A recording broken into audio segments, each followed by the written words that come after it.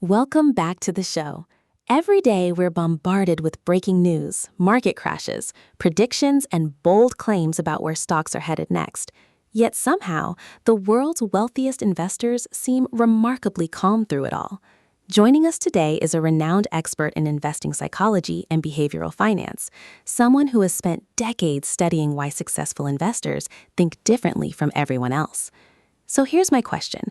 If the market is constantly moving and the headlines never stop shouting, why do rich investors seem so comfortable ignoring all that short-term noise? That's a fascinating question because the answer has very little to do with intelligence and almost everything to do with psychology.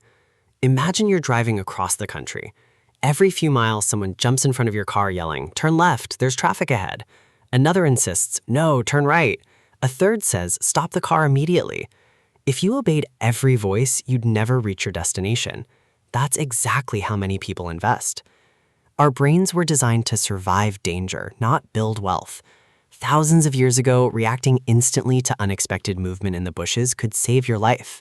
Today, that same survival instinct makes investors panic every time a red arrow appears on a stock chart. The market hasn't changed nearly as much as the human brain. Here's something worth thinking about.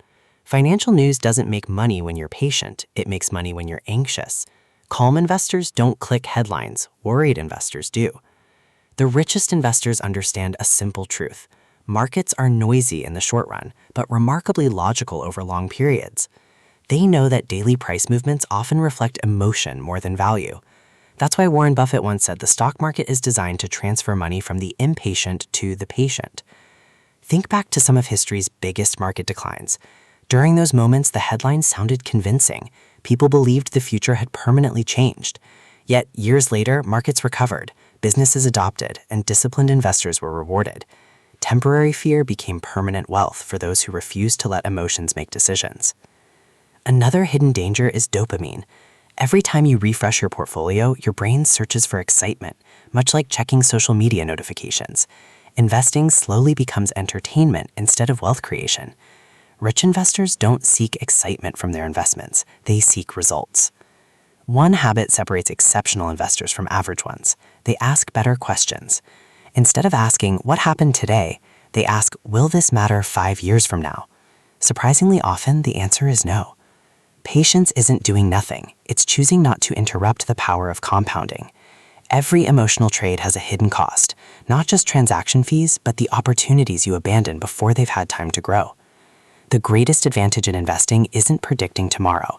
It's remaining rational when everyone else is emotional. That's why wealth is often built quietly, without dramatic headlines, frantic decisions, or constant market watching.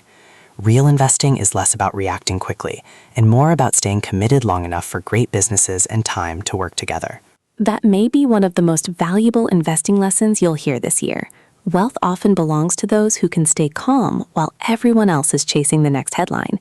If this conversation changed how you think about market timing and investing psychology, subscribe, leave a like, share this episode with someone building long-term wealth, and we'll see you in the next conversation.